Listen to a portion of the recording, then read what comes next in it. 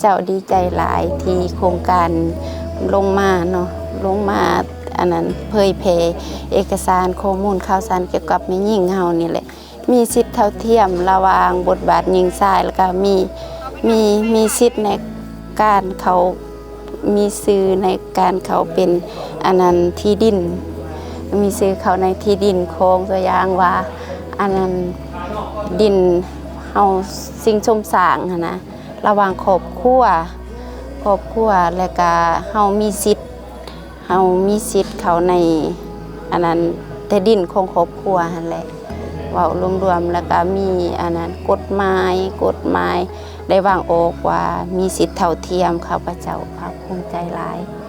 และก็นอกนั้นเนาะข้าพเจ้าได้รับรู้เกี่ยวกับที่ดินในการบุกเบิกอย่างแต่ละปีและเฮาสามารถนำใช้ว่าจักปีหาจักปีแล้วก็เป็นสิทธิ์ของเฮาแล้วก็อันรวมๆนี่เนาะข้าพเจ้าเนี่ยดีใจหลายที่โครงการนี้เข้ามาถึงบ้านเฮานี้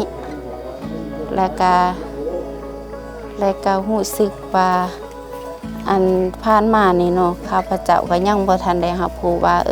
แม่หญิงเฮานี่มีสิทธิ์เท่าเทียมกับเพศชายนะและมาฮอดนี้โครงการเฮาได้ลงมานี้ข้าพเจ้าได้รู้ลึกซึ้งเกี่ยวกับสิทธิอันนี้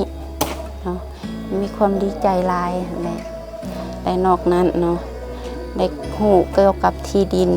ดินของบ้านและก็การนำใช้ที่ดิน